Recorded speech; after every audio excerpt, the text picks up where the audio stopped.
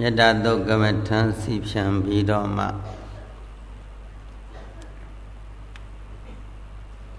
မေတ္တာကမ္မထံကို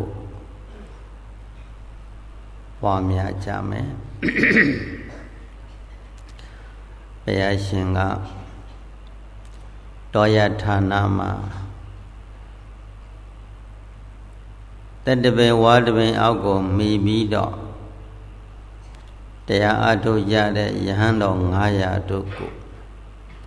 အကြောင်းရင်းခံ၍မေတ္တာသုတ်ပေါ်ပေါက်ခဲ့တယ်ကမ္မထံအားထုတ်လို့မရလောက်အောင်ဒေါဆောင်နဲ့တည်းတောင်ဆောင်နဲ့တည်းရုပ်ကစိုးနဲ့တည်းကယဟန်တော်များသူတို့နေရာမှာလာနေတော့ကြောက်စရာအဆင်မျိုးစုံအသံမျိုးစုံအနတ်မျိုးစုံတွေအိမ်မက်မျိုးစုံတွေမြင်ပြီးတော့အရှင်မြတ်900တို့သည်တရားအားထုတ်လို့တမာတိမဖြစ်မထေကြီး၆ထားတော့မထေကြီးကလည်းငါရှင်တို့ဤနေရာတပည့်တော်တို့တရားအားထုတ်ရန်မသင့်တော်ဘူးထင်ပါရဲ့ဘုရားရှင်ထံတော်ဘာမှာသွားပြီးနေရာတောင်းကြရအောင်အကျဉ်းကာလနဲ့ဘုရားရှင်ဒီနေရာပေးခဲ့ညာထိုနေရာနဲ့တပည့်တော်များတရားနဲ့မွေ့ပြော်ကြပါကုန်စို့လို့ကိုကြီးကုန်းကသပိတ်ကလေးတွေယူဆောင်ပြီးဘုရားကိုလာပြီး၆ထားလို့ဘုရားရှင်ကယဟန်တော်များရဲ့အတိတ်ကိုသိတော်မူခြင်းကြောင့်ယဟန်တို့ပြန်ပြီးသွားကြဤနေရာသည်သင်ရှင်သားတို့အတွက်ကျေးဇူးများလိမ့်မယ်သို့သောငါဘုရားသင်ပေးအပ်သောဤမေတ္တာသုတ်တံတရားတော်မြတ်ကိုဆောင်းသွားကြပွားများသွားကြဆင်းသွားကြလို့ဘုရားရှင်ကရဏီယမတ္တံကုသရေနာစတဲ့ဂါထာတော်တို့ကိုတန်ဆာဆင်း၍သင်ပေးလိုက်သည်ရှိသောအရှင်မြတ်900တို့သည်မြတ်စွာဘုရားထံတော်ဘာကမေတ္တာသုတ်ကိုသင်ယူ၍မေတ္တာကမ္မထံစီပြန်ပြီးလမ်းတစ်လျှောက်လို့စီပြန်ကိုရိုနေတဲ့နေရာကိုလမ်းပြီးတော့မေတ္တာလေးပို့လိုက်တော့ဒေါဆောင်နဲ့တောင်းဆောင်နဲ့ဘုံမစိုးရောကစိုးနဲ့ဒီစိတ်တွေပြောင်းလဲ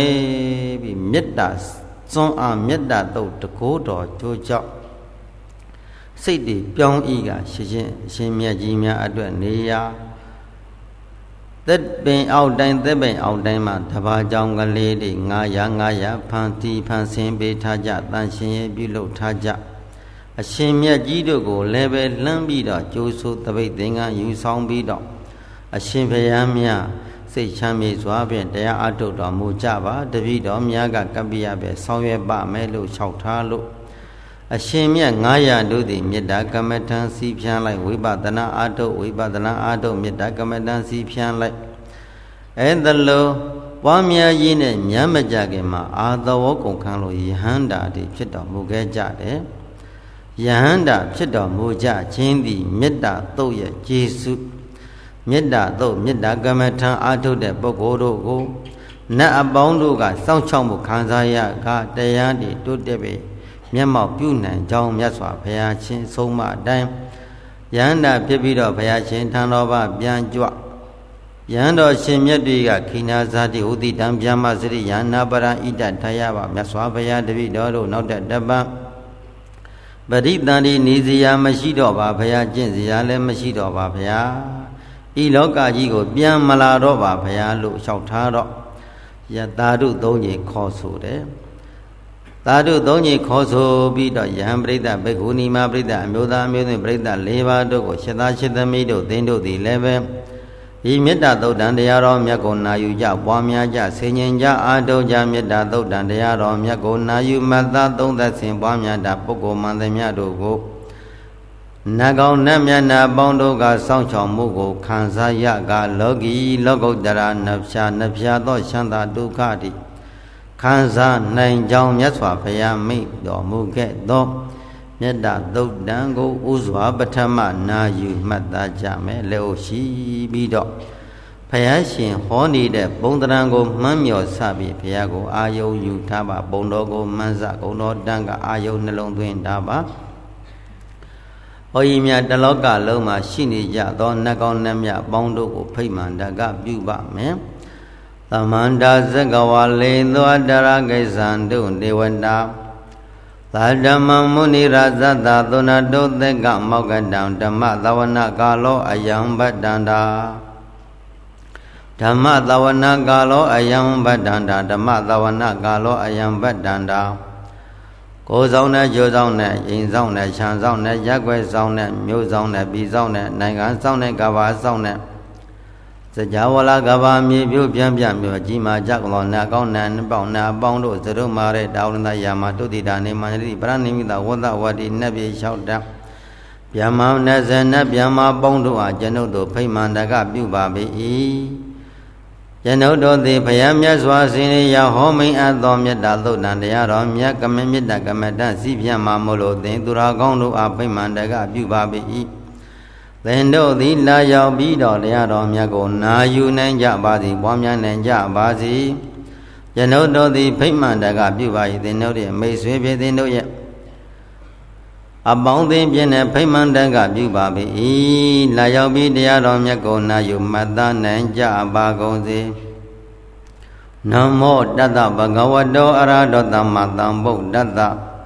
နမောတတ္တဗဂဝတောအရဟတောသမ္မာသမ္ဗုဒ္ဓတ္တနမောတတ္တဗဂဝတောအရဟတောသမ္မာသမ္ဗုဒ္ဓတ္တယလာနုဘဝတောယကနေဝန္တတံတိပေတနံယဉ္ဇိဇိဝန္တောဇံတော်ရတိန္တိဝအမတ္တန္တိတောဒုက္ခသုပတိသုတောသဗ္ဗပံကိသိနပတ္တိဧဝမတ္တိကုဏုပေတံပရိဒံဓမ္မနာမဟိကာရဏီယမတ္တံကုသလေနယန္တသန္တံပဒံအဘိသမေသသေကောဥဇောဇသုဟောသုတသုဝါဇောဇတသမုဒိနာတိမာနိသန္တုတကောဇသုဘရောဇအပကိသောဇသံလာဟုကဟုတ်တိသန္တုံတရိယောဇာနိဘကောဇအပကဘောကုလိသွာနန္တုကိတောနာဇဂௌတမဇရေကိသိယေနဝိညုပေဥပဝတ္တိယောဒုက္ခိနဝခေမိနဝန္တောသဗ္ဗတတ္တဝန္တုဒုက္ခိတတ္တယေကေစီပါဏဗုဒ္ဓတိတတဝါထဝရဝနဝတေတံဒီဃဝယေဝမန္တာမျက်စိမယတကနုကာထုလာဒိဋ္ဌဝယေဝဒိဋ္ဌယေဝဒုယဝသန္တိအဝိတုယေမူရဝသံပဝေတိဝသဗ္ဗတတ္တဝန္တုဒုက္ခိတတ္တနာပရောပရဏိကောဝေဒနာတိမေနကတာစိနကေစီဗျာရောတနာပတိကသိညာနိယမညတဒုက္ခမိတ်စေယမာတယတနိယံဗုဒ္ဓမာယုတဧကဗုဒ္ဓမနောယခေဧဝံဘိသဗ္ဗပုရိသုမာနတံဘာဝရိအပရိမာဏံမေတ္တိဇသဗ္ဗလောကသမိမာနတံဘာဝရိအပရိမာဏံဩဒံဒောဇာတိရိယိဇာအလံပတံဝေရမတံပတံဒိဋ္ဌံဇရဏိတိနောဝသေယနောယဝတ္တတဝိဒာမိတောဣဒံတတယဒိဋ္ဌိယပြမမေတံဝိဟာရမိတ္တမဟုဒိဋ္ဌိဇာနုပကမ္မသီလဝတ္တတနေနသမ္ပန္နောကာမေတုဝိနေယဂေတံနာဟိဇတုကပ္ပတိယပုဏ္ဏရေတိဘုရားရှင်စတင်ပြီးဟောတော်မူတဲ့စကားလုံးကကာရဏီယမတ္တံကုသလေနယတ္တသန္တံပဒံအဘိသမေသတကောဩဇုတသောသုတသုဝါဇောဇတသမုဒိနတိမာနိသန္တုတကောဇသုဘောရောဇအဘကိသောဇသံလောကဟုတ်တိသန္တုတရိယောဇာနိဘကောဇအဘကဘောကုလိသွာနနုဂိတောနသဂௌတမစရိကိသိယေနဝိညုဘေဥပဝတ္တိယံဒုက္ခိနဝဂေမိနဝန္တောသဗ္ဗတတ္တဝန္တောဒုက္ခိတတ္တယေကေစီပါဏဗုဒ္ဓတိတတ္တဝါထဝရဝနဝသေတံဒီဃဝယေဝမန္တမေဇိမယတကနုကတုလာတိတဝယေဝဒိဋ္ဌယေဝဒုယေဝတ္တိအဝိတုယေဘုဒ္ဓဝါသမ္မဝေတိဝါသဗ္ဗတတ္တဝန္တောဒုက္ခိတတ္တနာဘောရောပရဏိကုဝေဒနာတိမေနကတာစိနာကေစီဗျာရောတနာပတိကသိညာနိညာမညတဒုက္ခမေစီယမတာဒါနိယဗုဒ္ဓမယုတဧကဗုဒ္ဓမနောယခေနပရောပရဏိကုဝေဒနာတိမေနကတာစိနာကေစီဗျာရောတနာပတိကသိညာနိညာမညတဒုက္ခမေစီယမာတာယတ္တနိယံဗုဒ္ဓမာယုတဧကဗုဒ္ဓမနောယကေဧဝံဝိသဗ္ဗပုရိသောမာနတံဘာဝရိအပရိမာဏဩဒံဒောဇာจิริယိဇာအလံပတ္တဝေရမတံပတ္တတိဋ္ဌံဇရဏိတိနောဝသေယနောယာဝတ္တဝိဒာမိတောဧတံသတိအဋ္ဌိတယပြမမေတံဝိဟာရမိတမဟုဒိဋ္ဌိဇာနုပကမ္မသီလဝဒသနိနတမနောကာမိတုဝိနိယဂေတံနဟိဇတုကပ္ပတိယပုဏ္ဏရေတိဧမေနပရိဒဓမ္မနုဘာဝေနသောတုတိဟောတုသဗ္ဗတဧမေနပိဒဓမ္မနုဘာဝေနသဗုဒ္ဓမြတ်စွာဘုရား၏ဟောပေါ်ညွန်ပြပေးသောမေတ္တာသုတ်တံတရားတော်မြတ်ကိုနာယူမှတ်သားသောကုသိုလ်စေနာတရာစွမ်းတို့ကြောင့်ဒေတုမကံယောဂီသူတော်စင်များနဲ့မြို့သူမြို့သားနေသူနေသားကဘာသူကဘာသားတို့သည်ဒုက္ခမင်္ဂလာနီကောင်းကျိုးချမ်းသာမင်္ဂလာပေါင်းတို့သည် ဝတ္တန္တုကောင်းစွာမှတ်သွေတိုးပါနိုင်ကြပါစေကုန်သတည်း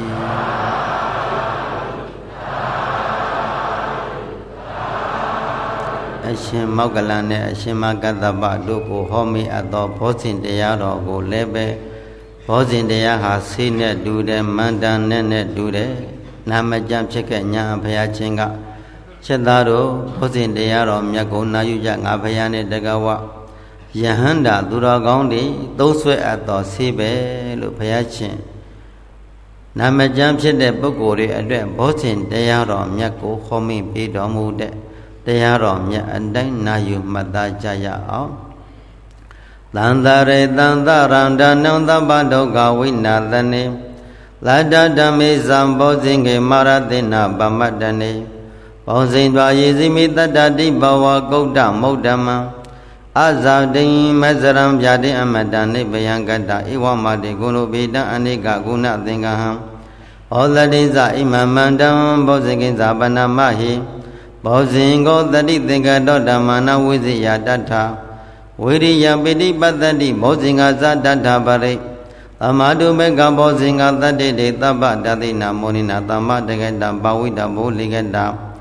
သံဝတ္တန္တိအပိညာယနိဗ္ဗာန်ဇာဗောဓိယဧဒေနသစ္စာဝိဇေနသောတုတိဟောတုသဗ္ဗတာဧတေပိသောဘဂဝရံသမ္မံသမ္ဗုဒ္ဓဝိဇ္ဇာစရဏသမ္မံသောသုက္ကတောလောကဝိတုအနုတ္တရပုရိသဓမ္မတရတိတ္ထာဒေဝမနုဿနံဗုဒ္ဓောဘဂဝတိသက္ကတောဘဂဝတာဓမ္မောတန္တိထိကောအာဂါလိကောဧပတိကောဩပနိကောပိဇတံဝေဒိတဘောဝိညုဟိတိသုပရိပန္နောဘဂဝတောသဝကတံကော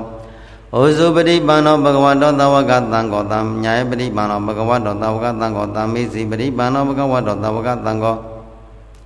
ယတိတာဇတ္တရေပုရိသယုတ်ကဏိတာပုရိသပုဂ္ဂလာဣသဘဂဝတောသဝကတံကောအာဟုနေယောပါဟုနေယောတကိနေယောဣတိကရဏိယောနုတ္တရပုညကေတံလောကတတိဧဝံဗုဒ္ဓံတိယံတဏ္ဍဓမ္မတံကိစ္စဘိကဝောဗယံဝဇမိတတဝါလောမံသဝနာဟိတတိယံတုနေမေတ္တဝမင်္ဂလိစ္စယောသမနာဘောသကုဏတတ္တောဘာဘေကောတုတုပိနံအာဂန္တံဗုဒ္ဓ ानु ဘဝေနဝေနသမိတုယံတုနေမေတ္တဝမင်္ဂလိစ္စယောသမနာဘောသကုဏတတ္တောဘာဘေကောတုတုပိနံအာဂန္တံဓမ္မ ानु ဘဝေနဝေနသမိတုယံတုနေမေတ္တဝမင်္ဂလိစ္စယောသမနာဘောသကုဏတတ္တောဘာဘေကောတုတုပိနံအာဂန္တံသံဃာနုဘဝေနဝိနာသမိတုဘဝတုသဗ္ဗမင်္ဂလာရကံတို့သဗ္ဗဒေဝတာသမ္ဗံဗုဒ္ဓသဗ္ဗဓမ္မသဗ္ဗသံဃာနုဘဝေနတရာသုခေဘဝတုတေမဟာကာရုဏိကောနာတောဟိတယသဗ္ဗပါဏိနံပုရိဒဝပါရမီသဗ္ဗပတ္တောသံဗောဓိမုဒ္ဓမဣတိနာသစ္စာဝေဇေနသောတုတိဟောတုသဗ္ဗရံဇေယံတောဗောဓိယမူလေသစ္စာနန္တိဝတ္တနောဧဝမေဝဇေယဟောတုစေတောဇေယမင်္ဂလိအပါရဇိကပင်လင်ငယ်တိတိပုဒ္ဓဝိပုဂ္ဂလေအဘိသေကိသဗ္ဗဗုဒ္ဓနာဧကပတ္တောပမောတတိသုနေကတံသူမင်္ဂလံသူပပါဏသုဋ္ဌိတံဒုက္ခနောသုမောတောဇာသွေတံဗျမဇာရိတောပရိကိဏကာယကမ္မဝါဇကမ္မပရိကိဏပရိကိဏမနောကမ္မပရိတိတေပရိကိဏေပရိကိဏနိကတောနလဘာနတေပရိကိဏေတိအတ္တလတ္တသုဝိတဝရုဏဗုဒ္ဓသာသနေအာရောဂသုဝိတဟောဒသာသပညာတိပိဣမိနာပရိဒဓမ္မာနုဘဝေနသောတုတိဟောတုသဗ္ဗတဣမိနာပရိဒဓမ္မာနုဘဝေနဇအရှင်မကတ္တဗရှင်မမောကလမထေမြတ်တို့နေမကောင်းဖြစ်တဲ့အရှင်ဘုရားရှင်ကိုယ်တိုင်နေမကောင်းဖြစ်တဲ့ကဘုရားရှင်ကသတိတံဘောဇင်ဓမ္မဝိဇ္ဇာတံဘောဇင်ဝိရိယတံဘောဇင်ပိဋိတံဘောဇင်ပတ္တိတံဘောဇင်သမာဓိတံဘောဇင်ဥပ္ပကတံဘောဇင်သတ္တဘောဇင်တရားခုနှစ်ပါးတို့ကိုအစဉ်တိုင်းနှလုံးသွင်းဆင်ခြင်းကြခန္ဓာကိုယ်ထဲမှာယောဂဝိညာဉ်တို့သည်ပိကြပိတ္တရေမတင်သေးသောကင်းစင်လင့်ပြောင်းပြီးတော့သာသနာကျိုးလောကကျိုးဆောင်ရွက်နိုင်စေနိုင်သောဘောဇင်တရားတော်မြတ်ကိုနိုင်မတတ်သောကုသိုလ်စေနာတရားဆွမ်းအားတို့ကြောင့်ဒေတုမကံယောဂီသူတော်စင်မြတ်နဲ့မြို့သူမြို့သားနေသူနေသကဘာသူကဘာသာအိတ်သူအိတ်သားအလုံးတော်တရားရမပေါင်းသူတော်ကောင်းတို့သည်သောတုသောဝတိကောင်းစွာမသွေချမ်းသာခြင်းလက်ငယ်ခံစားနိုင်ကြပါစေကုန်သတည်း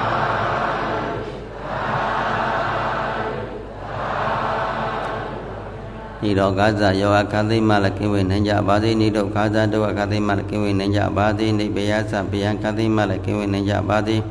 ဤတော်ကာဇမညုမမေတကုချင်းလို့မို့ဆိုရင်ကြောင်းကြခြင်းမောင်းလည်းပြင်ကင်းဝေနိုင်ကြပါစေဒုက္ခမင်္ဂလာနိလောကီလောကုတ္တကောင်းကျိုးချမ်းသာမှန်သမျှဝရဏုတို့ပါနိုင်ကြပါစေ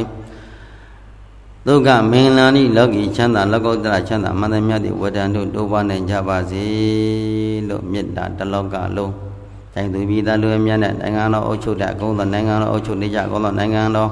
သမဏကြီးနဲ့တက္ကဝအားလို့ရက်ွက်ကြည့်ပုဂ္ဂိုလ်များအစံအားလုံးတစ္ဆမတန်တုနဲ့တို့တရားနဲ့ချက်ချက်ခင်ခင်ကျင်းနာနာနဲ့ညီနဲ့ကိုမောင်းတဲ့နမသာနာကျိုးလောကကျိုးဆောင်းရပြီကျမ်းမာမာပြီကောင်းကျိုးမှန်တယ်မြတ်တွေဆောင်းရပြီမကောင်းကျိုးမှန်တယ်မြတ်တွေကိုဘယ်တော့မှမပြုလို့တော့နိုင်ကြပါစေကုန်နဲ့ဒုစရိုက်တရားတွေအကုန်လုံးရှောင်ရှားပြီးသူ့တဲ့တရားတွေကျင့်သုံးနိုင်ကြပါစေမကောင်းမှုကာယကံတွေမကောင်းမှုဝစီကံတွေမကောင်းမှုမနောကံတွေကိုဘယ်လောကမှမပြုလို့နိုင်ကြပါစေနဲ့မဆောင်ရွက်နိုင်ကြပါစေမပြောဆိုနိုင်ကြပါစေကုန်နဲ့ကောင်းတဲ့ကာယကံတွေကောင်းတဲ့ဝစီကံတွေကောင်းသောမနောကံတို့ဖြင့်လက်ရှိဘဝလေးကိုကိုယ်တို့စိတ်တို့ပဲတန်းစာဆင်နိုင်ကြပါစေလို့တလောကလုံးကိုမေတ္တာကမ္မထံစီဖြံပြီးတော့ကဲအလုံးရှမ်းသာစွာထိုင်ပြီးတော့လက်တွေမေတ္တာကမ္မထံစီဖြံကြမယ်ထိုင်စနစ်တကျထိုင်ပါစနစ်တကျထိုင်လိုက်တယ်မလဲခွေကြရင်တယ်မလဲခွေထိုင်ကြုံကြုံကြရင်ကြုံကြုံထိုင်လိုက်ဘုန်းကြီးရှိကနှလုံးသွင်းနေတာလေးတွေကိုနှလုံးသွင်းတိုင်းမှာယောဂီများကကိုနှလုံးသွင်းပြီးတော့ဘုန်းကြီးကဒီကကာယကံဝစီကံမနောကံဖြင့်မေတ္တာကမ္မထံစီဖြန်းတဲ့ခါမှယောဂီများကလည်းပဲဘုန်းကြီးရဲ့အလန္တပေါ်မှာဉာဏ်ကလေးကပ်ပြီးတော့စီဖြန်းဖို့ယောဂီတို့မေတ္တာပို့တယ်ဆိုတဲ့နေရာမှာပထမအမျိုးသားသည်အမျိုးသမီးကိုမေတ္တာမပို့ရအမျိုးသားကအမျိုးသမီးကိုဥစွာပထမမေတ္တာမပို့ရပါဘူးအဲ့တော့ဥစွာပထမမေတ္တာပို့ရမှာကမိမိတို့ကြီးညိုလေးစားတတ်သောဆရာသမားကို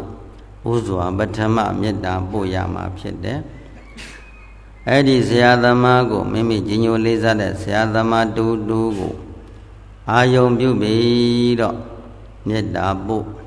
အဲ့ဒါလိုမေတ္တာပို့ပြီးတော့မှမိမိကိုမေတ္တာပို့မိမိကိုမေတ္တာပို့မိမိကိုစောင့်ရှောက်တဲ့နတ်ပေါ်နတ်ပေါင်းတို့မေတ္တာပို့ရမယ်ပြီးတော့မှကိုယ့်ရဲ့အမေရှိရင်အမေမျက်နှာအာယုံပြုမေတ္တာပို့ဖို့အဖေရှိအဖေကိုမေတ္တာပို့ဖို့ပြီးတော့မှကိုယ့်ရဲ့အိမ်မှာအဖေမေစောင့်ရှောက်တဲ့နှကောင်းနှမြတ်တွေကိုမေတ္တာပို့ဖို့အိမ်ဆောင်တဲ့အပေါင်းတို့ကိုမေတ္တာပို့ဖို့ဒါမေတ္တာဆိုတာလှမ်းပြီးစိတ်လွတ်တဲ့တဘောပြီးတော့မိမိမြဇနီးတဲ့ဇနီးမယသမိသားသာသမီသားစုတွေကိုတူစီမေတ္တာပို့ဖို့အဲ့ဒါမေတ္တာပို့ပြီးတော့မှကိုယ်နဲ့နှိစက်တဲ့ရွာမှာဆိုရင်ကိုရွာမှာကိုအိမ်နာအိမ်ဒီပုဂ္ဂိုလ်တွေကိုမေတ္တာပို့ကြမှာကြပါစေချမ်းသာကြပါစေလို့အဲ့ဒါအိမ်နာအိမ်ဒီရွာမှာရက်ွက်တွင်မှာရှိတဲ့ပုဂ္ဂိုလ်တွေရက်ွက်နဲ့မှာရက်ွက်တွင်မှာရှိကြကုန်သောလူအပေါင်းတို့ကြမှာချမ်းသာဖို့နတ်ပေါင်းတွေနှကောင်းနှမြတ်တွေကြမှာချမ်းသာစေဖို့အတွက်ဘုန်းကြီးရွတ်ဖတ်ပြီးတော့နှလုံးသွင်းတိုင်းမှာယောဂီများကလည်းပဲဘုန်းကြီးလေးတန်းကိုအာယုံကပ်ပြီးတော့မေတ္တာကမ္မထံစီဖြန်းကြမယ်မေတ္တာဇံကလေးဖြင့်ဘဝကိုနှလုံးသားကိုအလှဆင်ကြမယ်အာယုံလေးနဲ့ကိုယ့်ရဲ့ကြီးညိုလေးစားဆရာတော်အာယုံပြုဆရာတော်ကျမ်းမာပါစေချမ်းသာပါစေကျမ်းမာပါစေဆိုတဲ့အဓိပ္ပာယ်ကခန္ဓာကိုယ်တစ်ကိုယ်လုံးမှာ96ပါးယောဂဝေဒနာကင်းပါစေချမ်းသာပါစေဆိုတဲ့1500ကိရိတာဘုဒ္ဓအလောင်းတက်တဲ့ချုပ်ငိမ့်ပါစေချမ်းသာပါစေဆိုတဲ့အဓိပ္ပာယ်သည်1500ကိရိတာဘုဒ္ဓအလောင်းတက်သည်ချုပ်ငိမ့်ပါစေကျမ်းမာပါစေ96ပါးသောယောဂဝေဒနာကင်းပါစေလို့အဓိပ္ပာယ်သိပြီးတော့မေတ္တာပို့ရပါတယ်အာယုံယူလိုက်တော့ဆရာတော်ကျမ်းမာပါစေချမ်းသာပါစေဆရာတော်ကျမ်းမာပါစေချမ်းသာပါစေဆရာတော်ကျမ်းမာပါစေချမ်းသာပါစေဆရာတော်ကျမ်းမာပါစေချမ်းသာပါစေသုံးချက်ပြီးတော့မှကိုအာယုံယူလိုက်ငါသည်ကျမ်းမာပါစေချမ်းသာပါစေငါသည်ကျမ်းမာပါစေချမ်းသာပါစေငါသည်ကျမ်းမာပါစေချမ်းသာပါစေငါကိုစောင့်ရှောက်ကြကုန်သောနတ်ကောင်းနတ်မြတ်နတ်အပေါင်းတို့သည်ကျမ်းမာကြပါစေချမ်းသာကြပါစေငါကိုစောင့်ရှောက်ကြကုန်သောနတ်ကောင်းနတ်မြတ်နတ်အပေါင်းတို့သည်ကျမ်းမာကြပါစေချမ်းသာကြပါစေ ကိုဆောင်တဲ့အပေါင်းတို့သည်ကျမ်းမာကြပါသည်ချမ်းသာကြပါစေအမေကိုမေတ္တာပြုအမေကျမ်းမာပါသည်ချမ်းသာပါစေအမေကျမ်းမာပါသည်ချမ်းသာပါစေအမေကျမ်းမာပါသည်ချမ်းသာပါစေအဖေကိုအာရုံယူအဖေကျမ်းမာပါသည်ချမ်းသာပါစေအဖေကျမ်းမာပါသည်ချမ်းသာပါစေအဖေကျမ်းမာပါသည်ချမ်းသာပါစေအမေဖေကိုစောင့်ရှောက်ကြကုန်သောနှကောင်းနှမြတ်ပေါင်းတို့သည်ကျမ်းမာကြပါစေချမ်းသာကြပါစေမိဘနှစ်ပါးကိုစောင့်ရှောက်ကြကုန်သောနှကောင်းနှမြတ်နတ်ပေါင်းတို့သည်ကျမ်းမာကြပါစေချမ်းသာကြပါစေမိဘကိုစောင့်ရှောက်ကြကုန်သောနှကောင်းနှမြတ်ပေါင်းတို့သည်ကျမ်းမာကြပါစေချမ်းသာကြပါစေတို့အိမ်မှာရှိကြကုန်သောဟောဒီရိတ်တာကိုပစ္စုပန်မို့လို့ဤရိတ်တာကြီးကိုစောင့်ရှောက်ကြကုန်သောနှကောင်းနှမြတ်နတ်အပေါင်းတို့သည်ကျမ်းမာကြပါစေချမ်းသာကြပါစေရိတ်တာတစ်ခုလုံးကိုစောင့်ရှောက်ကြကုန်သောနှကောင်းနှမြတ်နတ်အပေါင်းတို့သည်ကျမ်းမာကြပါစေချမ်းသာကြပါစေရိတ်တာတစ်ခုလုံးကိုစောင့်ရှောက်ကြကုန်သောနှကောင်းနှမြတ်နတ်အပေါင်းတို့သည်ကျမ်းမာကြပါစေချမ်းသာကြပါစေမိမိတို့နေတဲ့နေအိမ်ကိုလှမ်းပြီးတော့အာယုံယူလိုက်အိမ်ဆောင်တဲ့အပေါင်းတို့သည်ကျမ်းမာကြပါစေချမ်းသာကြပါစေအိမ်ဆောင်တဲ့အပေါင်းတို့သည်ကျမ်းမာကြပါစေချမ်းသာကြပါစေအိမ်ဆောင်တဲ့အပေါင်းတို့သည်ကျမ်းမာကြပါစေချမ်းသာကြပါစေရှံဝင်းတစ်ခုလုံးကိုအာယုံယူလိုက်ခြံဆောင်တဲ့အပေါင်းတို့သည်ကျမ်းမာကြပါစေချမ်းသာကြပါစေခြံဆောင်တဲ့အပေါင်းတို့သည်ကျမ်းမာကြပါစေချမ်းသာကြပါစေခြံဆောင်တဲ့အပေါင်းတို့သည်ကျမ်းမာကြပါစေချမ်းသာကြပါစေမိမိမိသားစုကိုအာယုံယူလိုက်ခေမွန်တဲ့ချီလို့ကြီးခေမွန်တဲ့ကို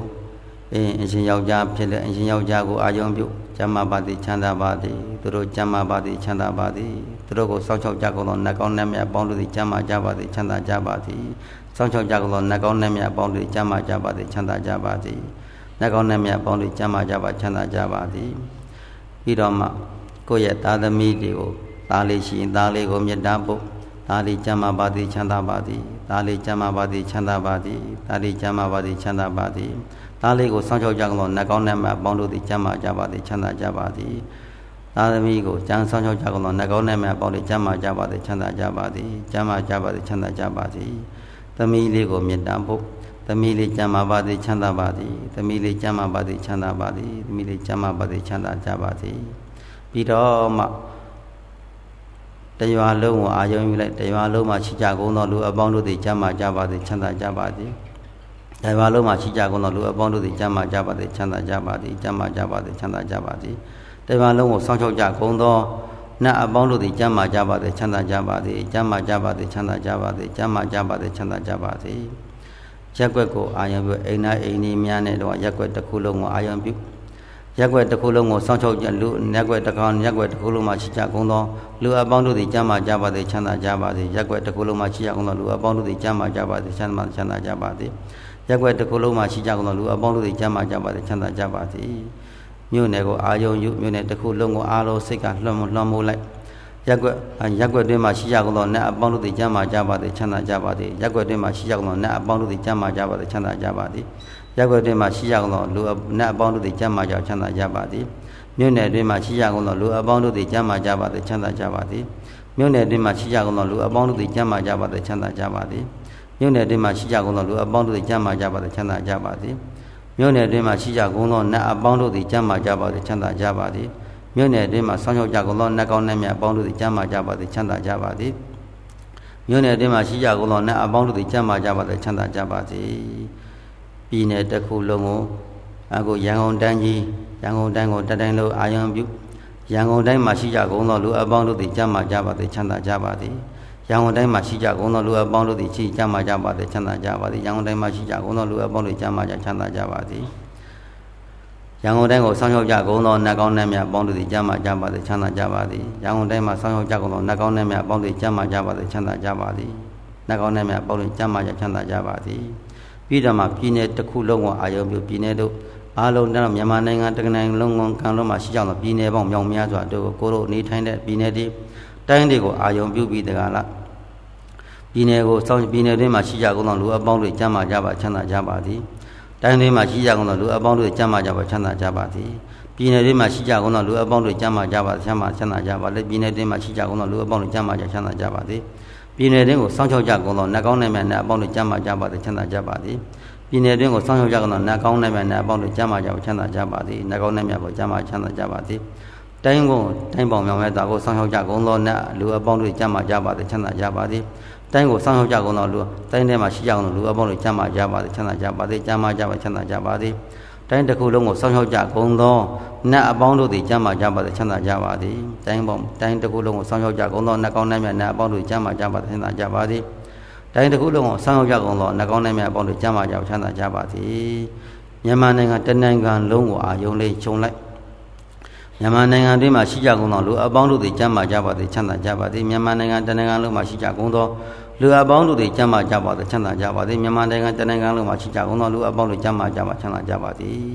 ်တနိုင်ငံလုံးမှာနတ်အပေါင်းတို့သည်တောဆောင်နဲ့တောင်းဆောင်နဲ့ဘုံမောစောရောဂောစောမဟာပရိမိဆောင်နဲ့အပေါင်းတို့နဲ့ဝိဇ္ဇာသောသပတိနဲ့အားလုံးကုန်သောနတ်ဒေဝမြောက်များစွာတို့ကိုမေတ္တာကမ္မဋ္ဌာန်းစီဖြန့်ကြပါစို့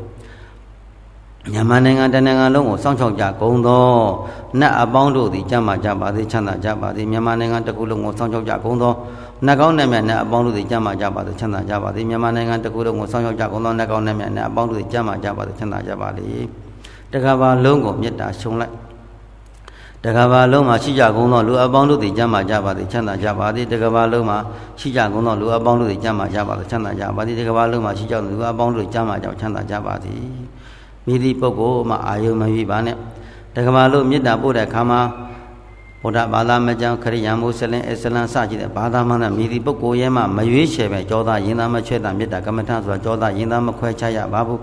တကဘာလုံးမှာရှိကြကုန်သောလူအပေါင်းတို့သည်ကျမ်းမာကြပါသည်ချမ်းသာကြပါသည်တကဘာလုံးကိုမှရှိကြကုန်သောလူအပေါင်းတို့သည်ကျမ်းမာကြပါသည်ချမ်းသာကြပါသည်တကဘာလုံးကိုစောင့်ရှောက်ကြကုန်သောနတ်ကောင်းနတ်မြတ်နတ်အပေါင်းတို့သည်ကျမ်းမာကြပါသည်ချမ်းသာကြပါသည်တကဘာလုံးကိုစောင့်ရှောက်ကြကုန်သောနတ်ကောင်းနတ်မြတ်နတ်အပေါင်းတို့သည်ကျမ်းမာကြပါသည်ချမ်းသာကြပါသည်တကဘာလုံးကိုစောင့်ရှောက်ကြကုန်သောနတ်ကောင်းနတ်မြတ်နတ်အပေါင်းတို့ကျမ်းမာကြပါသည်ချမ်းသာကြပါသည်အယတ်၄မျက်နှာအယတ်၈မျက်နှာအယတ်၁၀မျက်နှာကိုအာယုံယူကြရအောင်မိမိတို့မျက်နှာမူနေတဲ့အရှိဘက်ကိုအာယုံယူလိုက်အရှိဘက်မှာရှိကြကုန်သောလူနဲ့ဗျမ္မာတတ္တဝါပေါင်းတို့သည်ကျမ်းမာကြပါသည်ချမ်းသာကြပါသည်အရှိဘက်မှာရှိကြကုန်သောလူနဲ့ဗျမ္မာတတ္တဝါပေါင်းတို့သည်ကျမ်းမာကြပါသည်ချမ်းသာကြပါသည်အရှိဘက်မှာရှိကြကုန်သောလူနဲ့ဗျမ္မာတတ္တဝါပေါင်းတို့သည်ကျမ်းမာကြပါသည်ချမ်းသာကြပါသည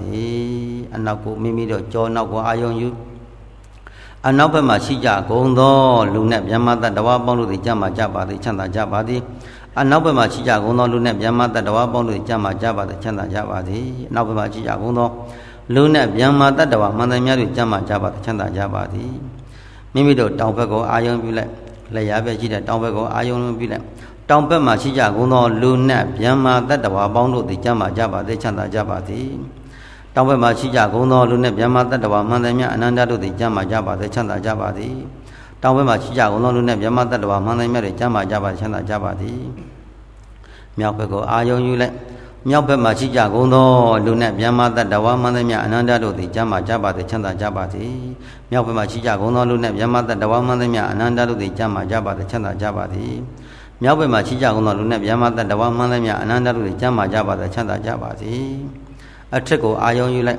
်အထက်ရမှာရှိကြကုန်သောနတ်ဗျမ္မာပေါင်းတို့သည်ကျမ်းမာကြပါသည်ချမ်းသာကြပါသည်အထက်ရမှာရှိကြကုန်သောနတ်ဗျမ္မာပေါင်းတို့သည်ကျမ်းမာကြပါချမ်းသာကြပါသည်အထက်ရမှာရှိကြကုန်သောနတ်ကောင်းနတ်မြတ်နတ်အပေါင်းတို့သည်နတ်ဗျမ္မာအပေါင်းတို့ကျမ်းမာကြပါချမ်းသာကြပါသည်အရှိတောင်ထောက်နဲ့ရှိကြကုန်သောလူနဲ့ဗျမ္မာတတ္တဝါပေါင်းတို့သည်ကျမ်းမာကြပါသည်ချမ်းသာကြပါသည်အရှိတောင်ထောက်ရနဲ့ရှိကြကုန်သောလူနဲ့ဗျမ္မာတတ္တဝါပေါင်းတို့ကျမ်းမာကြပါချမ်းသာကြပါသည်အရှိတောင်ထောက်နဲ့ရှိကြကုန်သောလူနဲ့ဗျမ္မာတတ္တဝါမှန်သမျှအနန္တတို့ကျမ်းမာကြပါချမ်းသာကြပါသည်အရှိမြောက်ထောက်ကိုအာယုံပြုအရှိမြောက်ထောက်၌ရှိကြကုန်သောလူနဲ့ဗျမ္မာတတ္တဝါမှန်သမျှအနန္တတို့ကျမ်းမာကြပါသည်ချမ်းသာကြပါသည်အရှိမြောက်ထောက်၌ရှိကြကုန်သောလူနဲ့ဗျမ္မာတတ္တဝါမှန်သမျှအနန္တတို့သည်ကျမ်းမာကြပါသည်ချမ်းသာကြပါသည်အရှိမြောက်ထောက်၌ရှိကြကုန်သောလူနဲ့ဗျမ္မာတတ္တဝါမှန်သမျှအနန္တတို့ကျမ်းမာကြပါချမ်းသာကြပါသည်အနောက်တောင်ထောက်ကိုအာယုံပြုအနောက်တောင်ထောက်မှာရှိကြကုန်သောလူနဲ့ဗျမ္မာတတ္တဝါမှန်သမျှအနန္တတို့ကျမ်းမာကြပါသည်ချမ်းသာကြပါသည်အနောက်တောင်ထောက်မှာရှိကြကုန်သောလူနဲ့ဗျမ္မာတတ္တဝါမှန်သမျှအနန္တတို့သည်ကျမ်းမာကြပါသည်ချမ်းသာကြပါသည်နောက်တောင်ထောက်၌ရှိကြကုန်သောလူနဲ့ဗျမ္မာတတ္တဝါမှန်သမျှအနန္တတို့သည်ကျမ်းမာကြပါသည်ချမ်းသာကြပါသည်အနောက်မြောက်ထောက်ကိုအာယုံပြုအနောက်မြောက်ထောက်၌ရှိကြကုန်သောလူနဲ့ဗျမ္မာတတ္တဝါမှန်သမျှအနန္တတို့သည်ကျမ်းမာကြပါသည်ချမ်းသာကြပါသည်အနောက်မြောက်ထောက်၌ရှိကြကုန်သောလူနဲ့ဗျမ္မာတတ္တဝါမှန်သမျှအနန္တတို့သည်ကျမ်းမာကြပါသည်ချမ်းသာကြပါသည် အနောက်မြောက်ထောက်နေကြနေလူရှိကြကုန်သောလူနဲ့ဗျမတတ္တဝါမှန်သမျှအနန္တတို့သည်ကျမ်းမာကြပါချမ်းသာကြပါစေအောက်ကိုအဝိဇ္ဇိကိုအာယုံပြုအောက်ရဲ့၌ရှိကြကုန်သောငရဲတရိစ္ဆာန်ပြိတ္တာသူတကယ်အပယ်လေးပုံသားတို့သည်ကျမ်းမာကြပါစေချမ်းသာကြပါစေအောက်အဝိဇ္ဇိကိုမှရှိကြကုန်သောငရဲတရိစ္ဆာန်ပြိတ္တာအသူတကယ်အပယ်လေးပုံသားတို့သည်ကျမ်းမာကြပါစေချမ်းသာကြပါစေအောက်အဝိဇ္ဇိမှာရှိကြကုန်သောအောက်ရမှာရှိကြကုန်သောငရဲတရိစ္ဆာန်ပြိတ္တာသူတကယ်အပယ်လေးပုံသားတို့သည်